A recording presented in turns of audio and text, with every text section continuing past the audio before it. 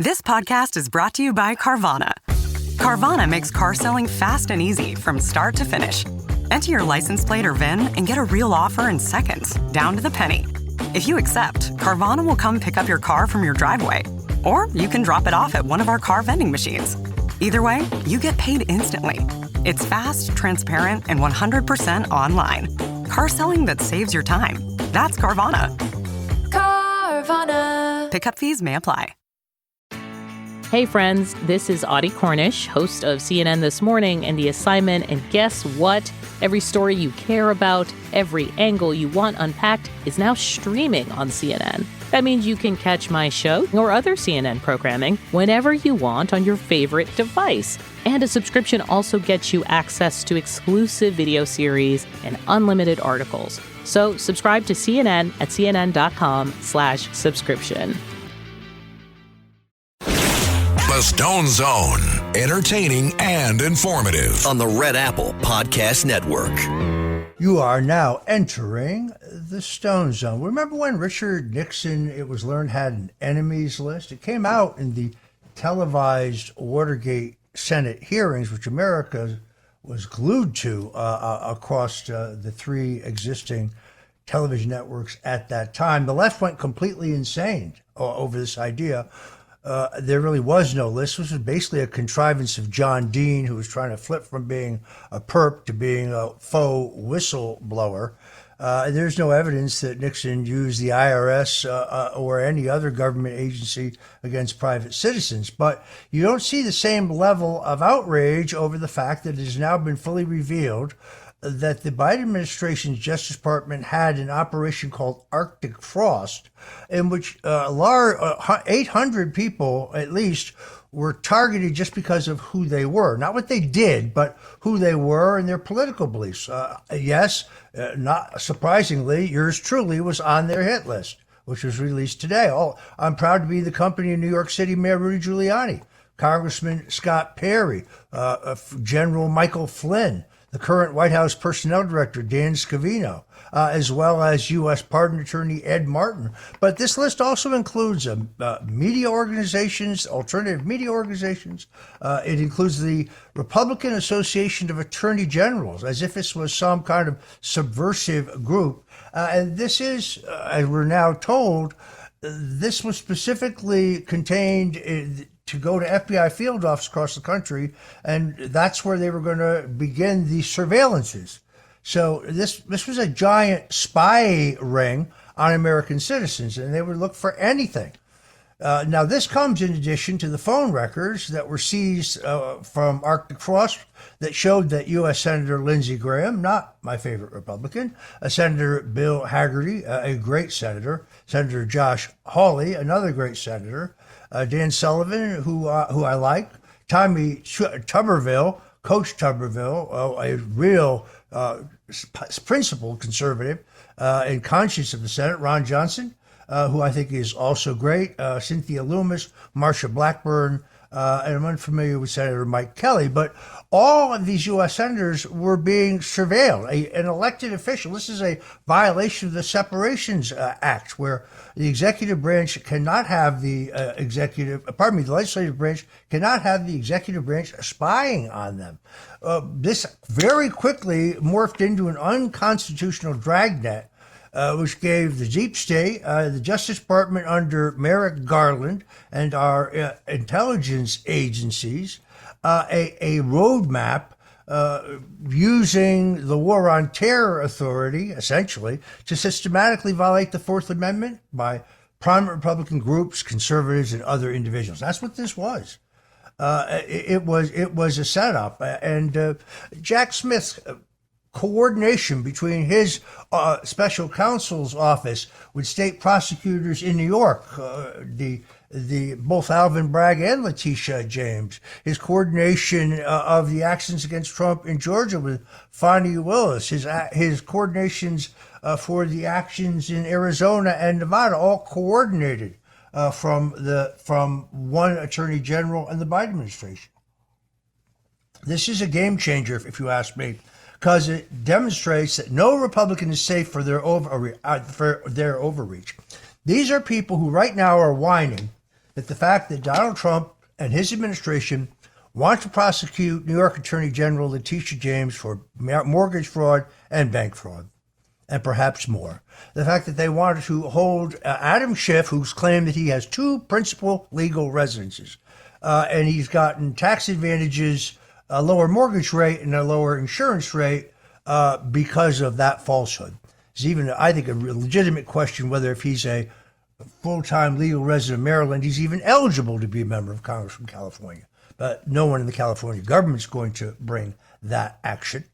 And the fact that Trump wants to hold the people who orchestrated the greatest single dirty trick in American history, the greatest single abuse of power, in which they weaponized the Justice Department and the intelligence agencies, utilizing what they completely knew was fraudulent, evidence. The Steele dossier and the false claim that Russian intelligence had conducted an online hack of the Democrat National Committee, for which there is still no evidence whatsoever.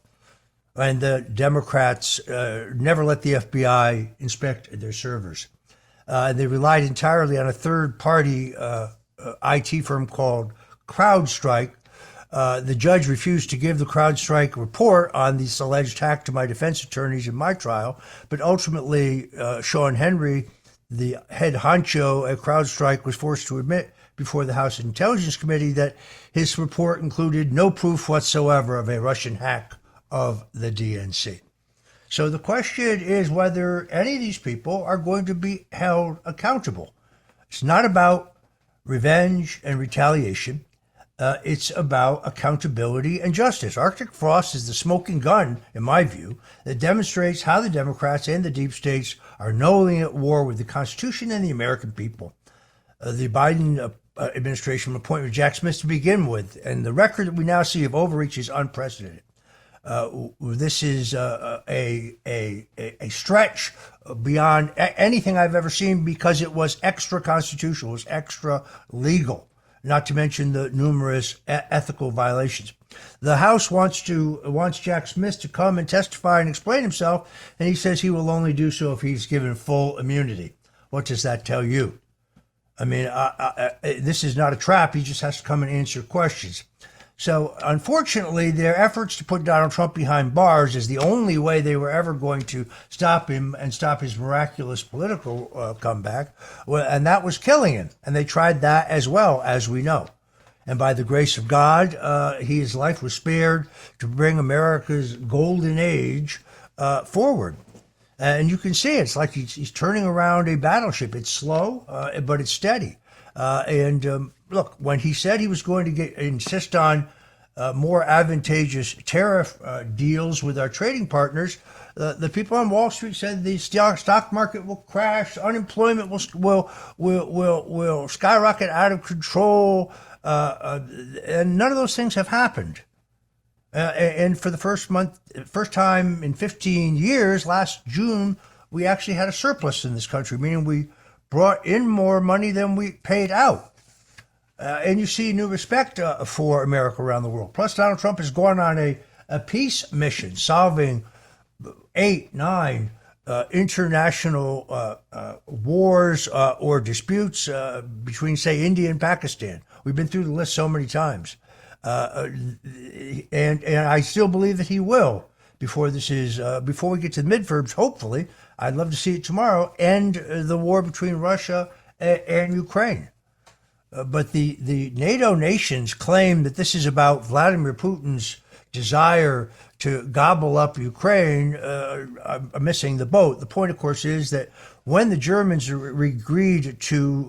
Russians agreed to the reunification of East and West Germany, we agreed in two different agreements, the Budapest Memorandum and the Minsk Accords, that we would not push Ukraine into NATO, which is really defined as having NATO missiles paid for by you and I, the taxpayers of this country, pointed at Russia. It's not really different than when Nikita Khrushchev put missiles in Cuba in 1962. Jack Kennedy did not like that much, neither did the American people.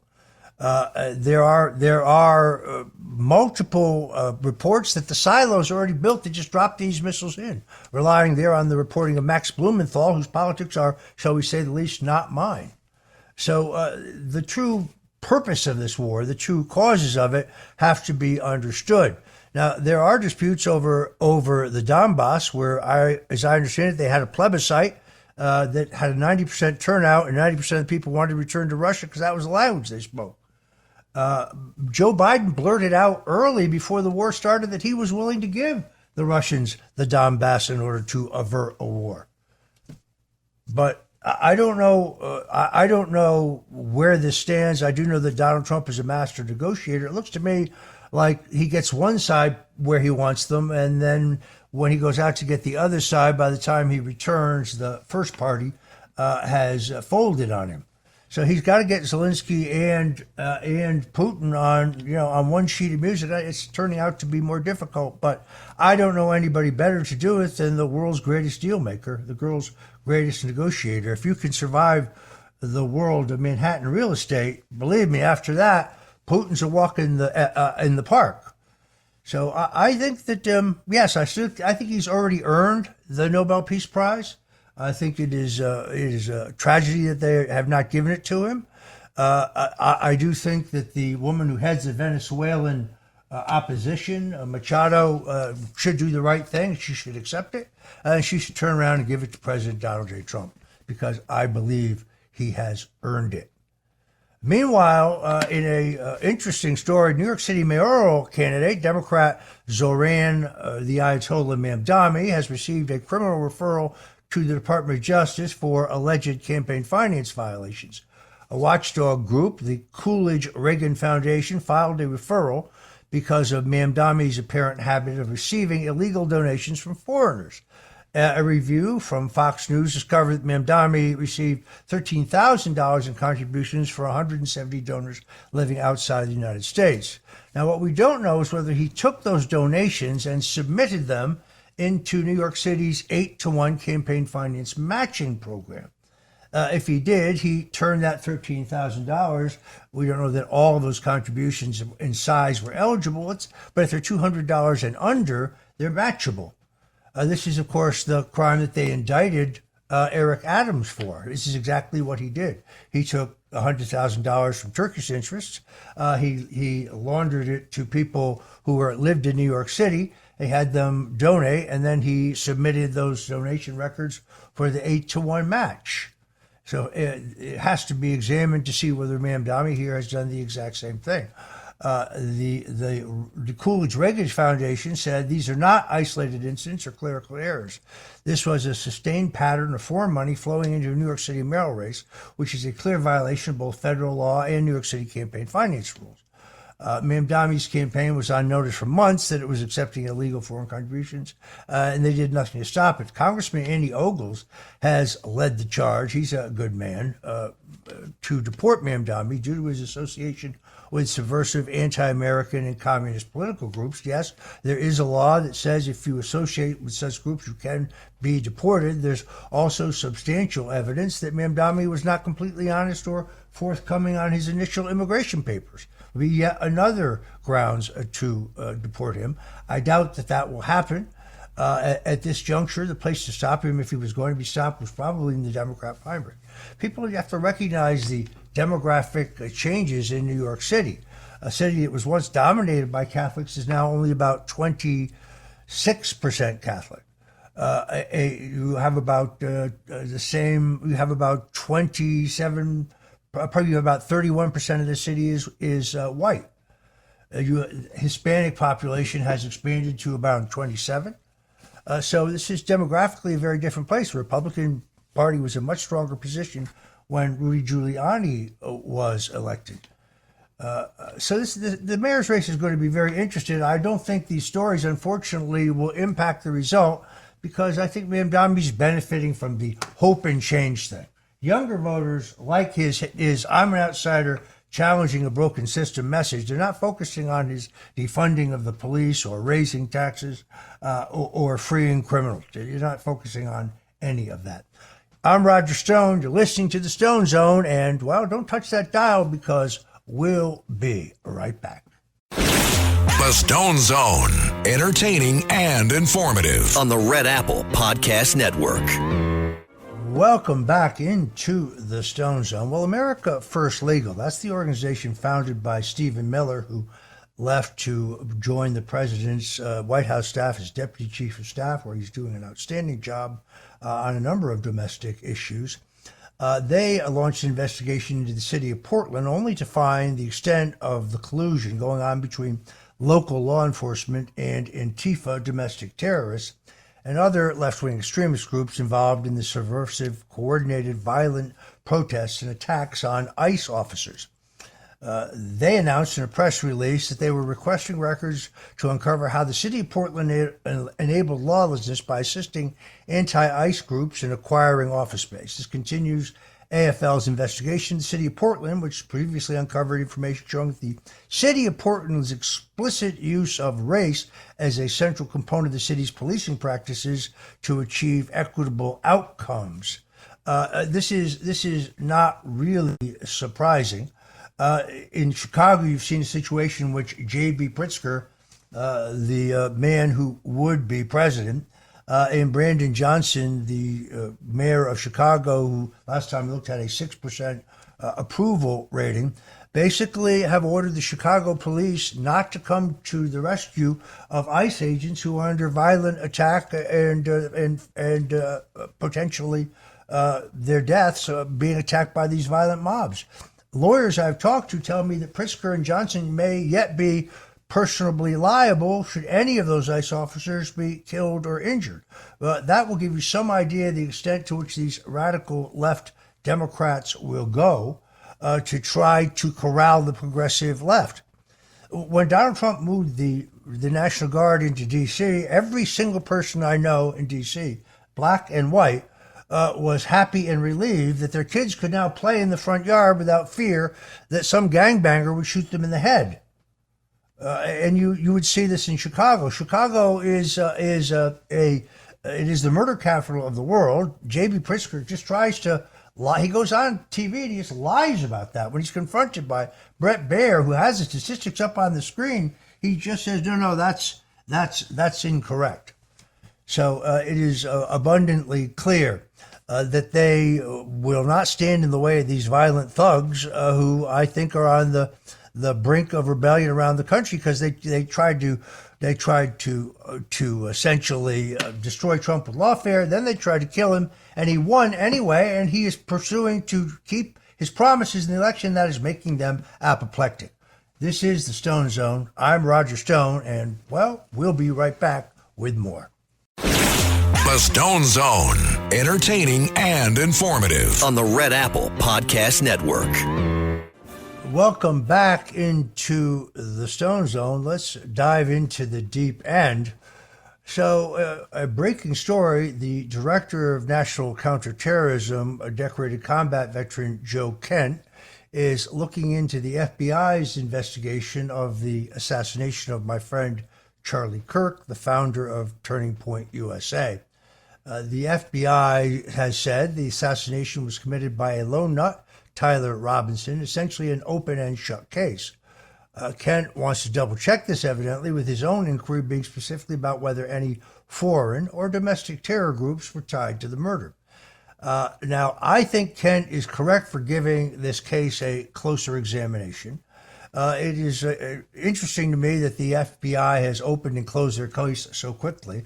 Seen this before. J. Edgar Hoover took exactly 7 days to conclude that Lee Harvey Oswald, a lone nut, had shot JFK 3 times from the back. Case closed. And he had been to Russia and came back. So he's a crazy Russian. It took them 7 days. As we now know, thanks to the hard work of many in the JFK researcher community, and those who challenge the narrative of the Warren Commission, but particularly to the dogged work of Congresswoman Anna Paulina Luna, who heads the subcommittee of oversight looking into the Kennedy assassination, we've learned so very much more. It is interesting to me that there's a bunch of bizarre abnormalities that lead me to doubt the FBI's official story. The FBI conspicuously fails to lock down the airspace providing the Provo airport after the assassination, allowing a getaway to take place. Although examination of that aircraft seems to be benign. Yet George Zinn, a leftist provocateur in the audience, causes a diversion, insisting that he's the shooter, he's detained, but that eats up time, giving the rooftop shooter cover to perform the successful getaway, if their narrative that he was shot from a rooftop is correct. Days later, Zinn was arrested and hit with possession of media depicting child abuse. That's sick. The killer also reportedly took apart the rifle used to kill Kirk on the roof, then reassembled it, then dropped it in the woods to make a daring getaway, only to confess to his parents and then change back into the clothes he was seen in publicly so he could be more easily identified. None of this makes sense to me. No mention yet of the appearance of a magic bullet, not seen since the JFK assassination, that did not leave an exit wound in Kirk. That does seem suspicious to me. People who know far more about firearms, and so a doctor I had on, who was one of the country's foremost experts on gunshot wounds, all concluded that given the caliber of the bullet and the alleged trajectory of the shot, there should have been an exit wound. And then we're told that Charlie's bone was so strong and his torso was so tight that there was no exit wound. That didn't sound credible to me. Anybody who understands the weapon told me that the rudimentary knowledge of physics would tell you there should have been an exit wound. So I think Joe Kent is doing the right thing. By the way, Mr. Kent has not reached any conclusions or issued any report. He is merely asking questions. I'm just not in a hurry to accept the government's narrative on this. I do think Kash Patel is a good man. And I'd like to believe that they are correct. It does make sense that the killer was radicalized by the radical, violent trans movement. There's some evidence that he was living with a guy who was trans. Now, this could all have been, as you know, could have been concocted. We just don't know. Elon Musk, back in the news. I love Elon Musk because when he bought Twitter and turned it back into X, a friend of mine told me, just go fill out a form and maybe they'll give you your page back. I had almost 1 million followers on Twitter when I broke the community rule of being for Donald Trump. I broke the community rule of questioning the legitimacy of the Mueller investigation. And that was it for me. I violated their community standards, whatever those may be. And a little to my, I was actually shocked when, after I filled out a form, I was restored to Twitter, now called X. I'm there as Roger J. Stone Jr., Roger J. Stone Jr. But I only had 25,000 followers now, meaning many of the people following me may have been, certainly could have been bots.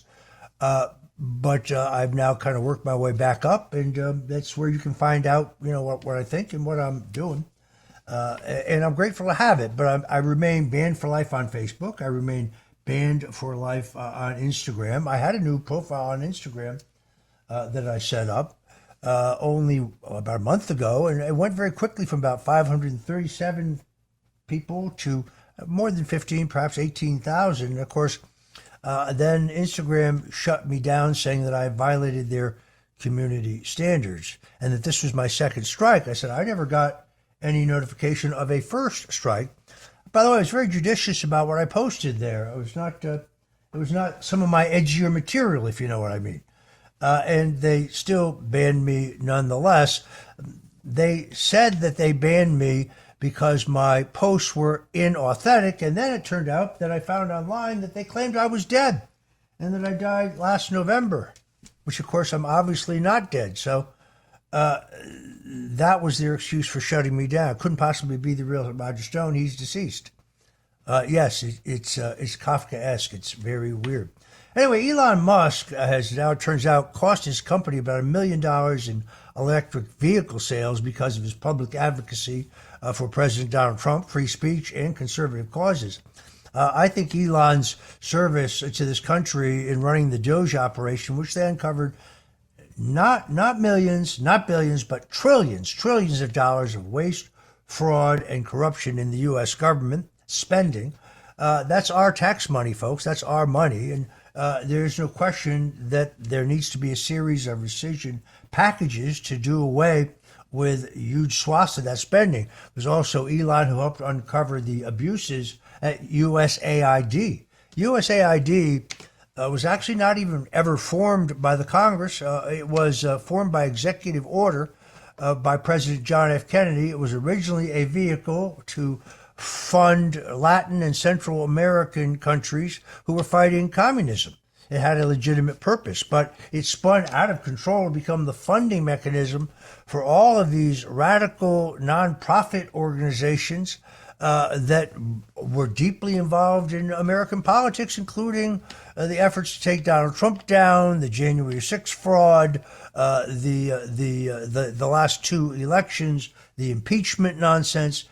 So we were essentially being attacked with our own tax dollars. The National Bureau of Economic Research estimates that Tesla sales under Elon Musk would have been 67 to 83% higher, meaning up to 1.26 million more electric vehicles over the period between October 2022 and April 2025. So this is roughly from the time when Musk acquired Twitter and turned it into X, and when he released all of the documentation that proved that our intelligence agencies and others in the federal government were working hand in glove with executives at Twitter to ban and cancel you if you didn't agree with their dogma. If you questioned the outcome of the 2020 election, or if you questioned the Russian collusion hoax, or if you questioned whether Hunter Biden's laptop was really Russian disinformation, or if you questioned the safety and effectiveness of the COVID-19 vaccination, you were marked for extinction.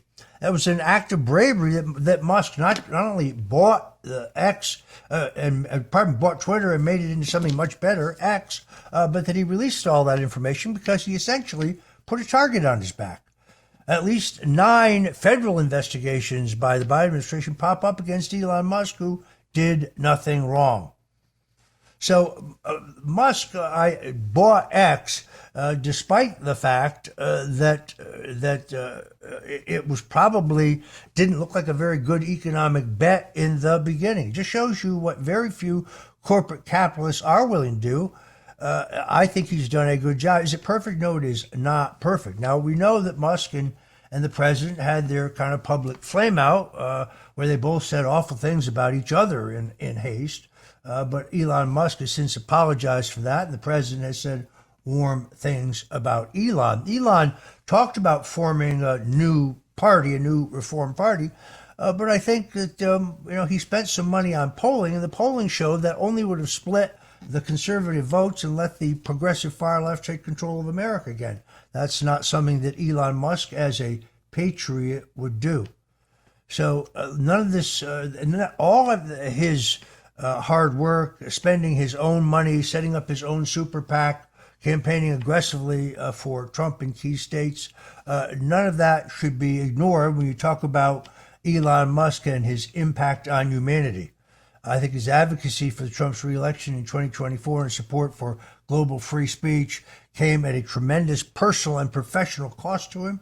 I think he's done an incredible job in his service to humanity, and he deserves to be applauded for that work. Hopefully, he's very, very involved in the 2026 midterms. He's already made a good decision in not try to form a new party. He should, as Barry Goldwater said at the 1960 Republican Convention, conservatives, this is our traditional home.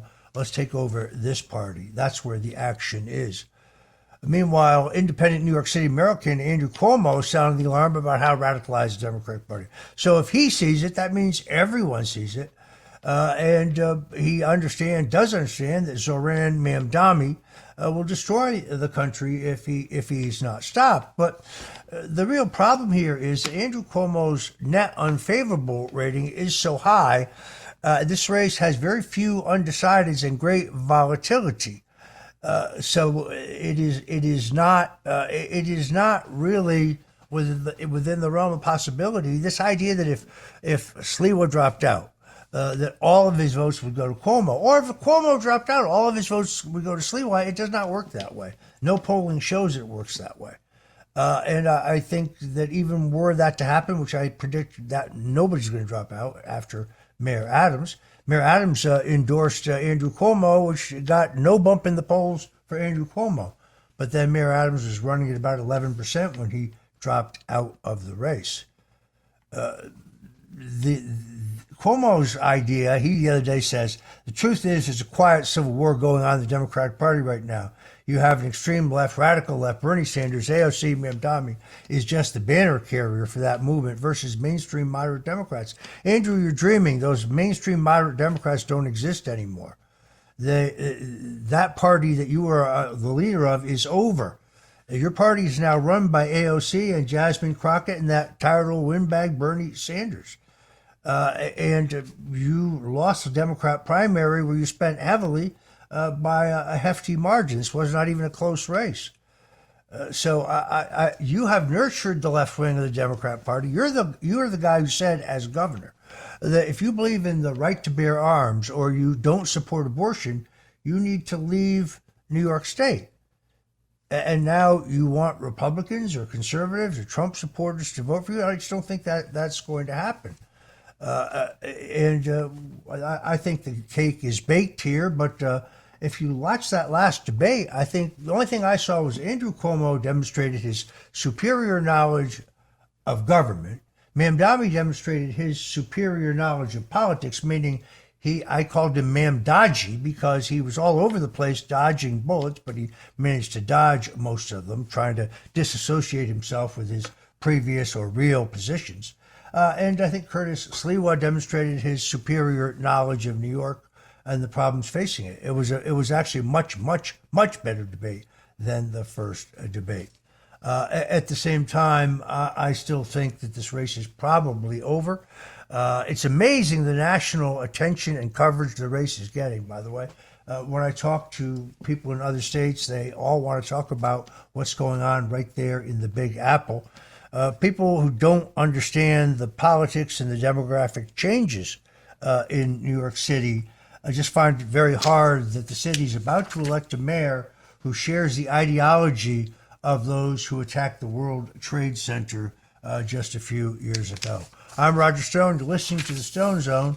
We got a lot more politics when we come back, so whatever you do, please don't touch that dial and stay tuned. If you're listening to us online, we'll be right back. The Stone Zone, entertaining and informative. On the Red Apple Podcast Network. And we're back for our final segment in the zone. You know, I used to like Cracker Barrel. I mean, it was a good place to go for breakfast, the basics, you know, some fried eggs or scrambled eggs, some bacon, some sausage, some good toast. And I could not believe that they virtually destroyed themselves. This once beloved brand were pilloried nationwide for embracing wokeness that they have yet to recover from. The woke CEO, a woman named Julie Fells Massino, decided to remove the mascot in their logo, who was a white man in overalls, replacing this familiar country logo with some kind of bland, generic, corporatized, AI-created nothingness. The menu was changed. The decor of the restaurants was removed. So you lost that country store feel that was the whole point. As a result, there was immense public anger. They quickly attempted to reverse course, but evidently the markets are not buying it. Cracker Barrel is down in the stock market 32% throughout the year. The investors are calling for the CEO's ouster in order to restore faith in the company and the brand. There's been reportedly an 8% drop in visits to the Cracker Barrel restaurants following their woke mistake. I think it's going to take some time to rebuild Cracker Barrel to what it once was, which was to be a clean, comfortable place for a great breakfast, which is the only thing I used it for, and that was when I was visiting friends in Jacksonville. I think they have to begin by implementing accountability. The CEO should be removed from her post. I think that's a good idea. She failed abysmally and spectacularly. It's difficult to believe. I mean, they turned Cracker Barrel into a late-night comedy punchline, an example of woke corporate malfeasance. And the whole thing got attacked nationwide. So no one's going to trust her with their investor dollars. I think she should be held responsible, and they had to try to remake themselves. Meanwhile, we learned that because of Chuck Schumer's shutdown, the Democrats insisting that the government stay closed until Donald Trump and the Republicans agree to add $1.5 trillion to the budget, where the Republicans are saying, let's just continue the government at the current levels of funding and not increase spending for everything. But that has now endangered essentially the food stamp program, the federal food stamp program, which is called the Supplemental Nutrition Assistance Program. See how much better that sounds than food stamp. But it'll cause a pause in benefits for 42 million Americans. The total spending on food stamps under the SNAP program totaled about $106 billion over the previous 12-month period ending in September. This is just this particular program. It does not apply to other food subsidies for poor people, such as the WIC program and the free school lunch program. So even though the Democrats claim that Donald Trump and the Republicans want to cut food programs from media, that is simply not the case. During the year of 2025, SNAP was set to pay out 6 or 7 more billion in food aid than the $99.7 billion they spent in 2024. So the Republicans did agree to increases in these programs. Fundings for the programs have doubled since 2008. When the SNAP spending was about $52 billion. Unfortunately, due to runaway inflation, these programs are needed. Hopefully that will change as American trade policies bring jobs and industry and opportunity back to Americans. But folks, the reason you're not getting your SNAP payments now is not because Donald Trump, because they're already funded. We just turn it back on. It's because the Democrats are insisting on $1.5 trillion more. Most of it or a good portion of it, for health care for people who are here in the country illegally. All right, we're going to leave it there. I'm Roger Stone. You've been listening to the Stone Zone right here on the Red Apple Audio Networks. We talk news, history, politics, style, and food 5 days a week. Until we meet again, God bless you and Godspeed. Thanks for listening to The Stone Zone with Roger Stone. You can hear The Stone Zone with Roger Stone weeknights at 8 on 77 WABC. If you like the podcast, share it with your friends and listen anytime at WABCRadio.com and download the WABC Radio app. Hit that subscribe button on all major podcast platforms. Plus, follow WABC on social on Instagram, TikTok, Facebook, and X. See you next time for a new episode, so you never have to wonder. What the heck is going on here?